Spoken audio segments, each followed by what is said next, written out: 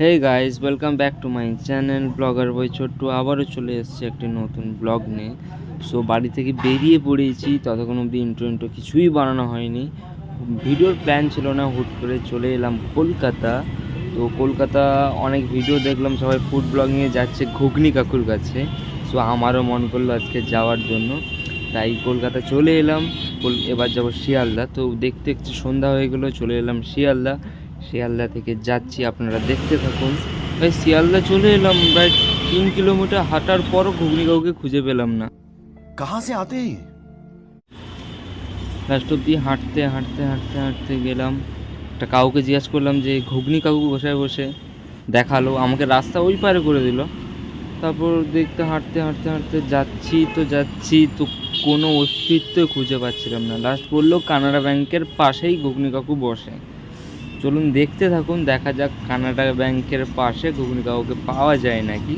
ততক্ষণ অবধি দেখুন, পুরো ভিডিওটা দেখবেন, সম্পূর্ণ দেখবেন, লাইক করবেন, সাবস্ক্রাইব করবেন ও ভালো লাগলে অবশ্যই বন্ধুদেরকে শেয়ার করে দেবেন।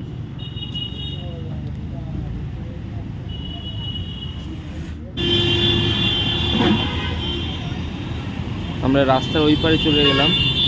এবার লাস্ট অবধি দেখতে পেলাম যে ওই ঘুগনি কাকুর দোকান। চলো চলো যাওয়া যাক তাড়াতাড়ি। চলুন দেখা হচ্ছে ঘুগনি কাকুর কাছে।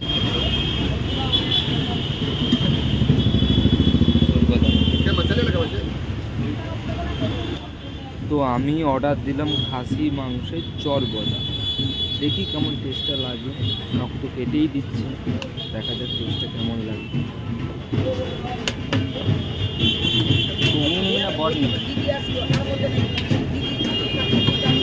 একটা ঘুগনি দেবে।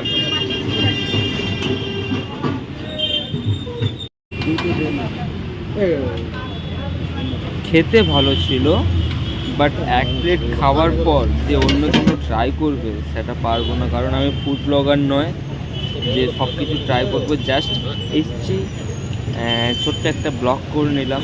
আর হ্যাঁ, আমার প্লেটটা পড়েছিল 40 টাকা আর ঘুগনির প্লেটটা পড়েছিল 20 টাকা। মোটামুটি ভালোই টেস্ট ছিল। তো খেয়ে দিয়ে নিলাম, খেয়ে দিয়ে চললাম বাড়ির পর। সো গাইস, আজকের মতো এখানেই ভিডিওটা শেষ করলাম। আবার দেখা হচ্ছে পরের ব্লগে, ততক্ষণ অবধি টাটা, বাই বাই।